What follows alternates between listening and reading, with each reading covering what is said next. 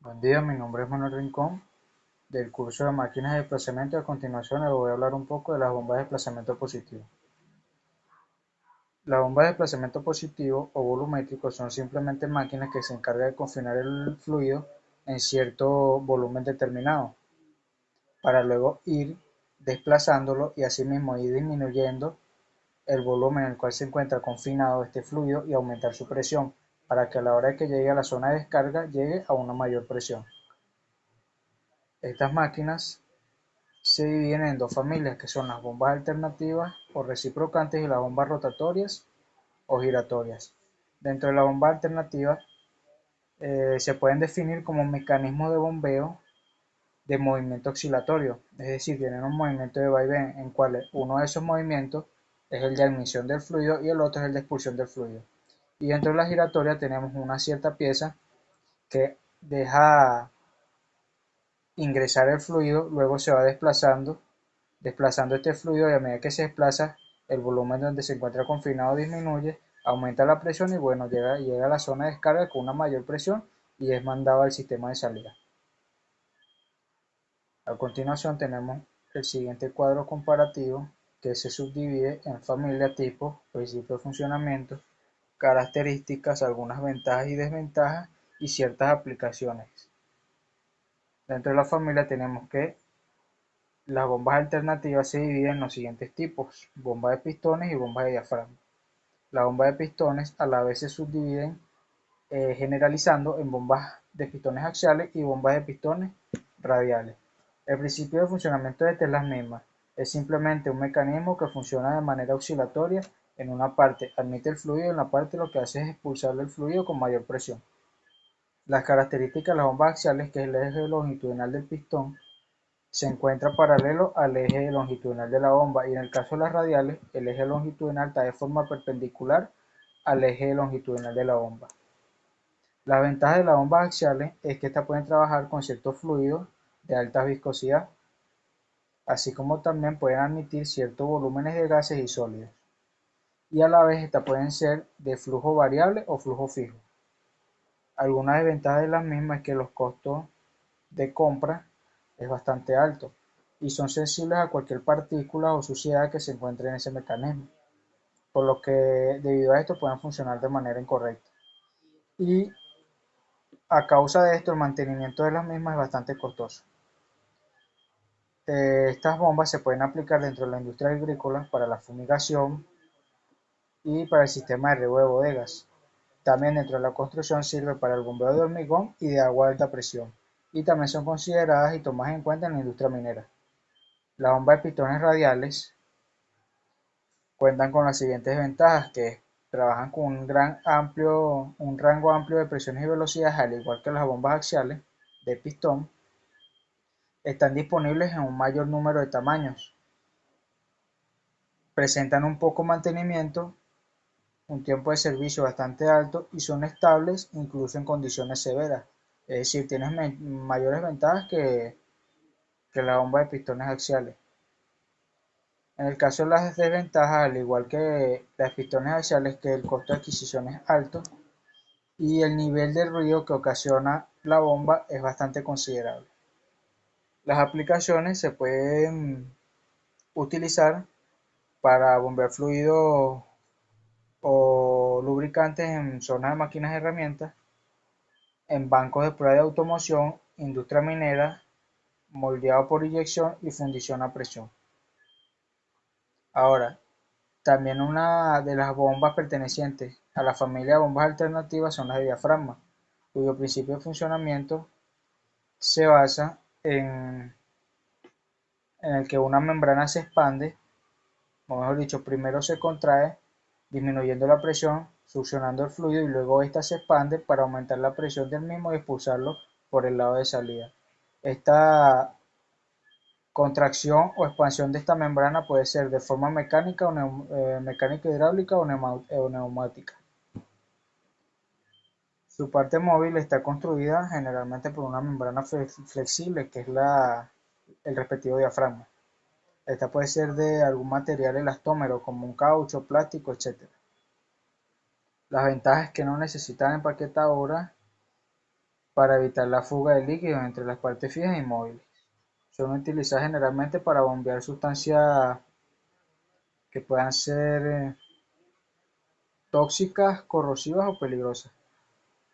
La vida de uso de la misma depende generalmente del diafragma, ya que este se va desgastando a medida que pasa el tiempo, por lo que tiene que ir cambiándose cada cierto tiempo. Y el coste de mantenimiento es considerable. Dentro de las aplicaciones se puede encontrar dentro de la industria minera para la deshidratación de sitios y de canteras que se encuentren sobre y bajo tierra, para el galvanizado y anodizado, para mantener los niveles de toxicidad bajo control en los tanques de galvanizado y garantizar un buen revestimiento de metales. Ahora, en el caso de la segunda familia, que son las bombas rotatorias, tenemos los siguientes tipos. El primero es el de engranes, que se subdivide en engranes externos y el de engranes internos excéntricos. El principio de funcionamiento de este se basa en atrapar el fluido entre las paredes de la carcasa de la bomba, o mejor dicho, entre las paredes internas de la bomba y la misma superficie del diente del fluido, y luego ir desplazándolo hasta la zona de descarga. Las características para el caso de las bombas de engranes externos es que generalmente están compuestas de dos engranes de iguales dimensiones, igual cantidad de dientes, que se encuentran herméticamente acoplados y cuentan con un eje que entre algunos de los engranes, que es el eje donde va a entrar la potencia para originar el movimiento en ciertos engranes y así hacer desplazar el fluido. Las ventajas es que estas son bombas bastante livianas y de fácil lubricación y tienen una fuerte capacidad de autocebado. Dentro de las desventajas es que la fuga interna de aceite es bastante considerable. El desgaste también es bastante considerable y las pulsaciones de presión y ruido son bastante altos. Las aplicaciones pueden ser en montajes en espacios reducidos, como por ejemplo las bombas de aceite para automóviles y las bombas de agua también para automóviles. Dentro de la industria química se puede considerar para el bombeo de sustancias orgánicas e inorgánicas.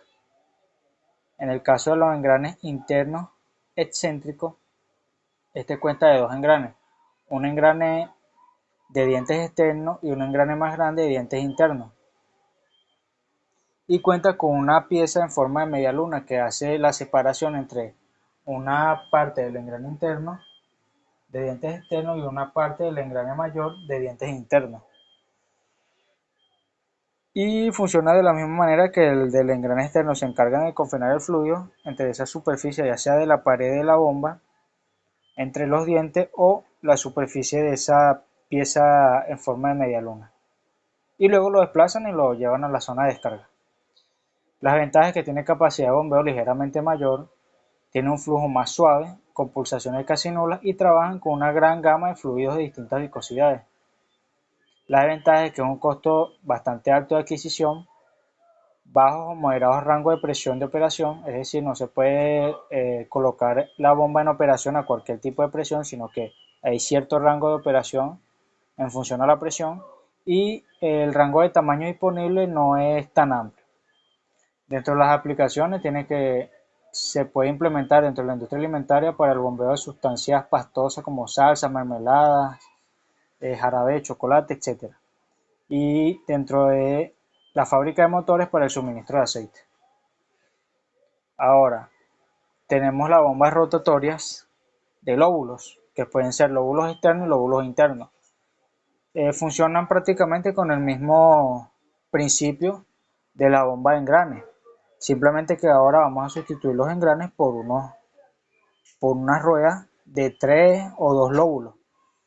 Y la misma se encarga de confinar ese volumen del fluido entre la superficie o las paredes, entre la superficie del mismo lóbulo y las paredes de la bomba, y luego desplazarlo hasta la zona de salida. En el caso de la bomba de lóbulos externos, estas cuentan con una carcasa, dos ruedas de lóbulos y un eje que entra a uno de los lóbulos, que es el que ofrece el trabajo para originar movimiento, y el otro lóbulo recibe la transmisión de movimiento a través del otro lóbulo, pero no directamente de los lóbulos en sí, sino de un engrane helicoidal que se encuentra en la parte trasera de la misma bomba para la transmisión del movimiento.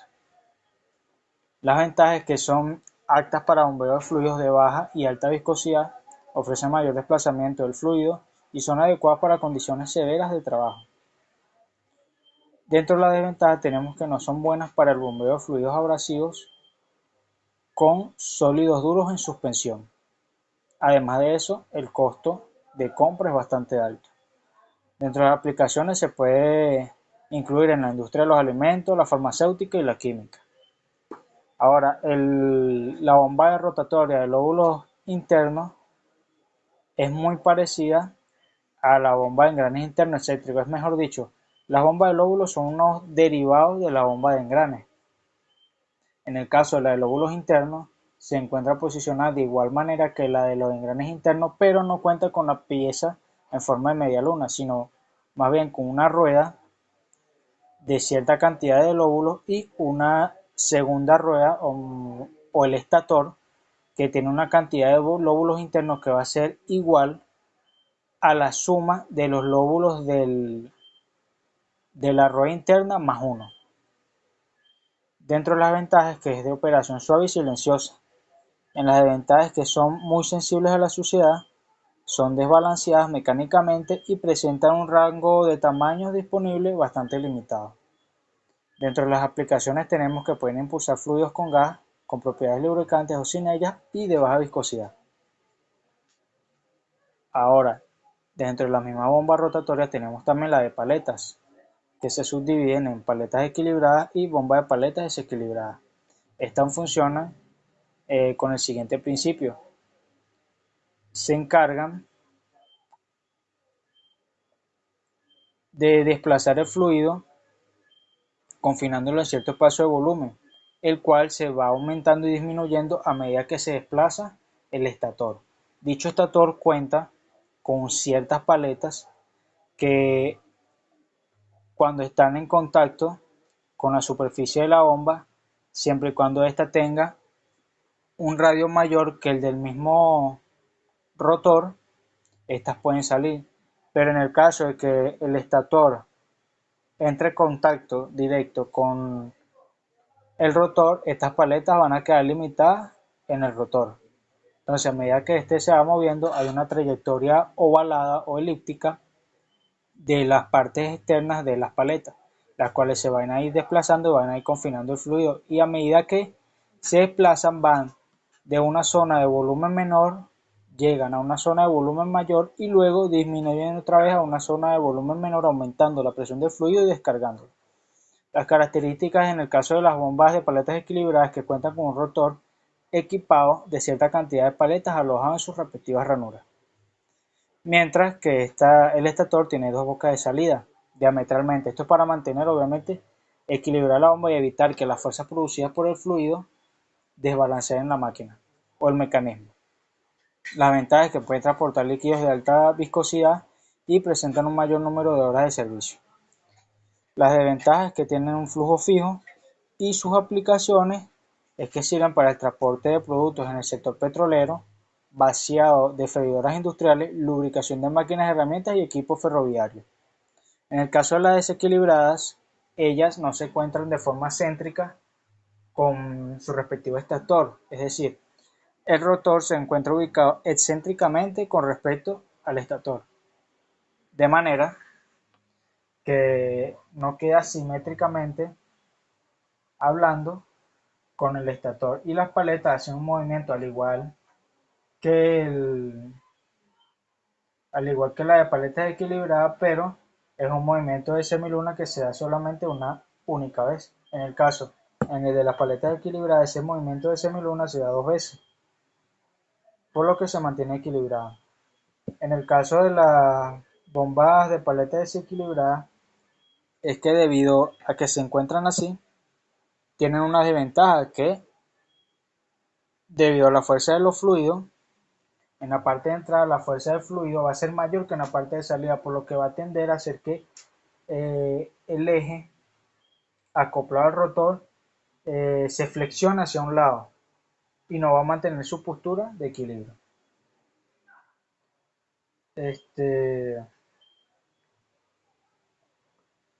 la ventaja es que en este caso sí se puede variar el flujo, moviendo un poco el estator. No es igual que en la bomba de paletas equilibradas, porque en esta simplemente no puedes hacer ningún cambio, sino mantenerla de manera fija y por ende el flujo volumétrico también va a mantenerse fijo. También pueden transportar líquidos de alta viscosidad y son de mayor flexibilidad a la hora del trabajo. Presenta un desgaste prematuro en los cojinetes a diferencia de las paletas equilibradas y presentan un menor número de horas de servicio. O sea, la selección de esta bomba depende de qué es lo que te convenga a ti según el trabajo que estés realizando.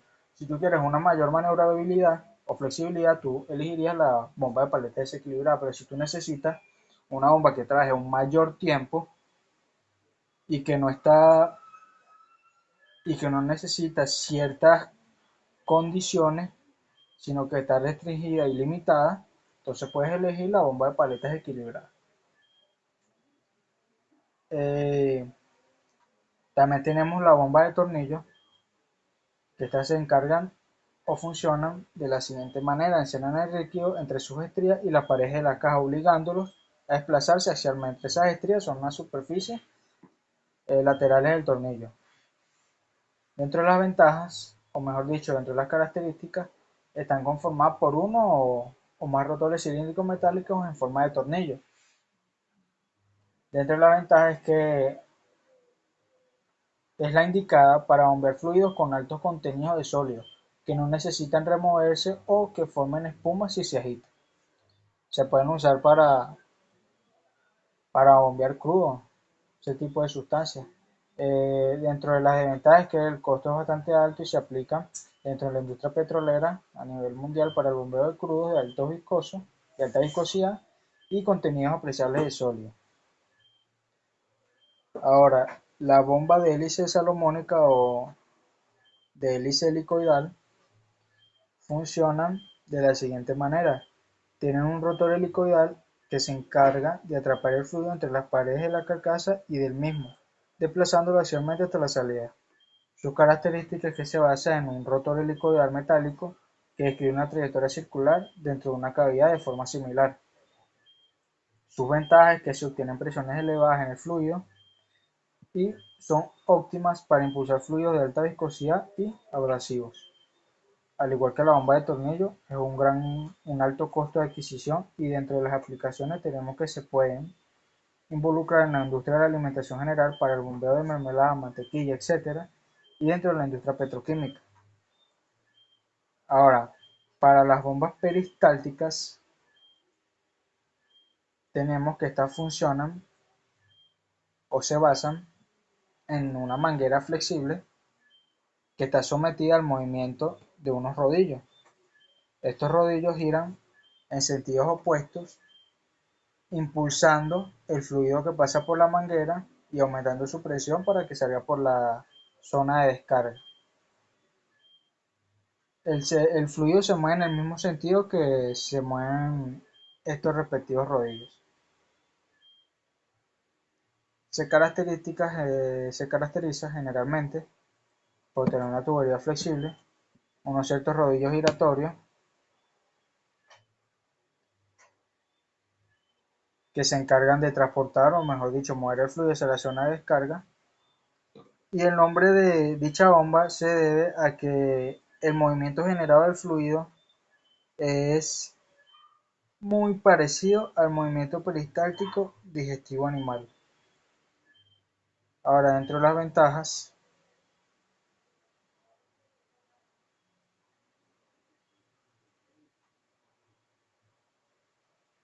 nos sirve para la dosificación de productos químicos del tipo al hipoclorito sódico, cloruro férrico o productos con sólidos en suspensión como lechada de cal, permanganato, potásico o carbón activo.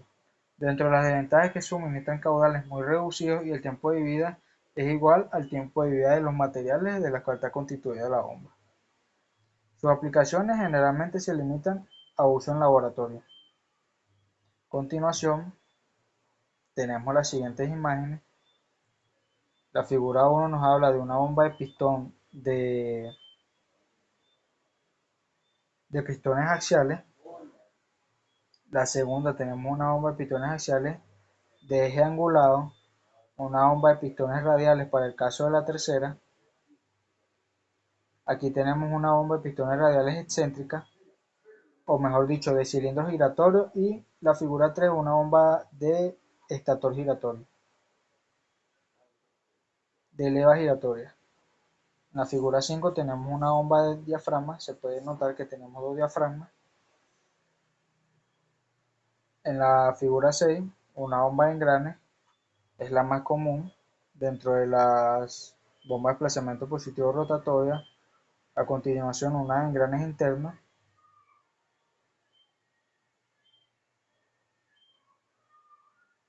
Ahí está, cuenta con un engrane interno de dientes externos y un engrane externo, o mejor dicho, el estator de dientes internos, y además de eso, una pieza de forma semilunar. Tenemos la bomba de lóbulos, en este caso de dos lóbulos, puede ser de dos o tres lóbulos. Tenemos la bomba de lóbulos internos o estator y rotor. La de paletas equilibradas se pueden dar cuenta que tiene dos entradas y dos salidas, con el único fin de que se mantenga equilibrado el eje de dicha bomba. Y la bomba de paleta excéntrica, se pueden dar cuenta que esta no cuenta con dos salidas de entrada, sino con una respectiva salida y una respectiva entrada.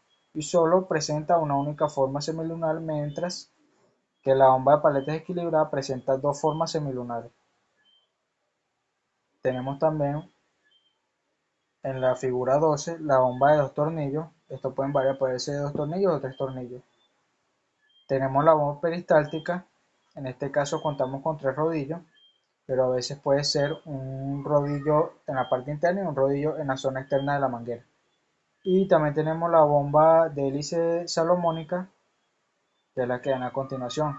La hélice salomónica es la que está a la derecha, que parece que tiene una forma de olas, y es por ahí por donde va a pasar el fluido y el cual va a ser impulsado a la zona de salida. Bueno, esto es toda mi presentación. Gracias por su atención, espero que les haya gustado.